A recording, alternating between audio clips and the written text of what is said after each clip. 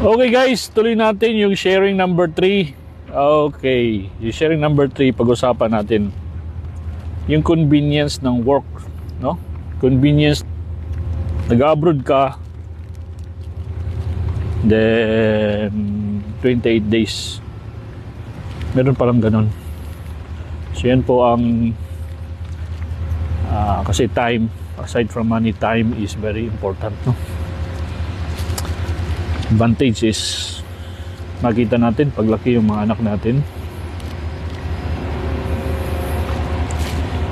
and then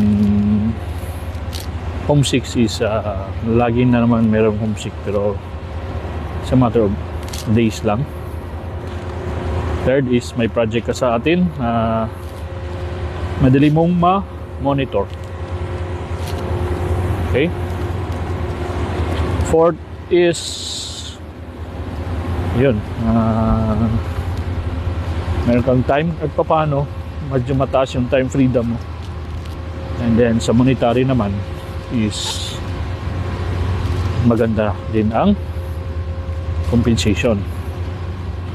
And then maganda rin yung health benefits, okay, ng ating trabaho. Okay, so yan po. So medyo siguro ganyan po ang dahilan ba't ako nagtagal dito. Siguro kung naisipan ko mag-roadmap na mag-business, siguro businessman ako ngayon. Nagkataon is naumpisahan ko sa pagbarko, na-enjoy ko naman hanggang dito. So hindi ko na malayan, tumatanda na ako dito. So as long as you have a sense of purpose sa buhay, is masaya, no? Magre-retire tayong masaya by God's grace.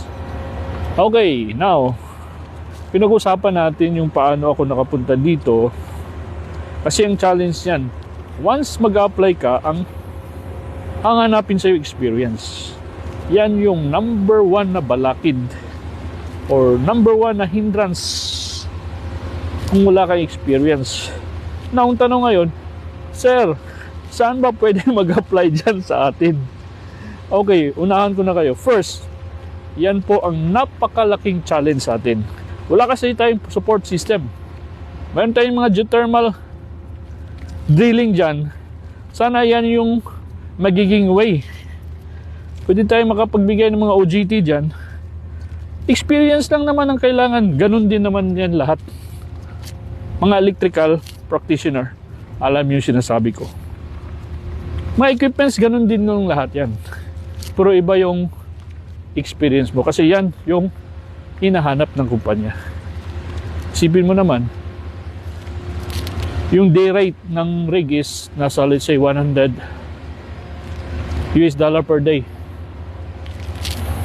Kung ako may-ari ng rig, kaya ba ko bang ipagkatiwala ang rig ko sa hindi experiencedong tao? Nako, kunting pagkakamali dito, patay yung business ko, or maaaring wala.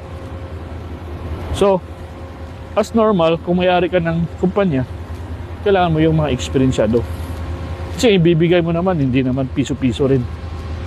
Okay, ibigay ka ng malaking halaga as compensation sa services na ginagawa nila.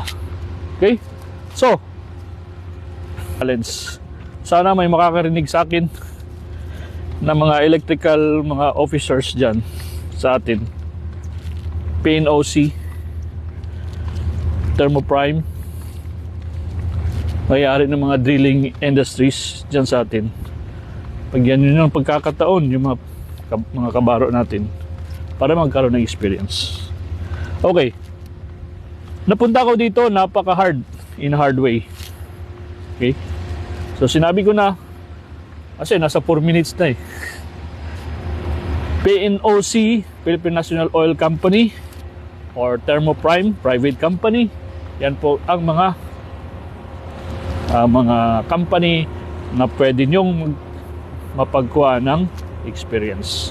Okay, dahil 4 minutes na, magpo 5 minutes na, sa susunod naman, i-share ko naman yung iba-ibang paraan para makapunta ka dito. So, indirectly, no?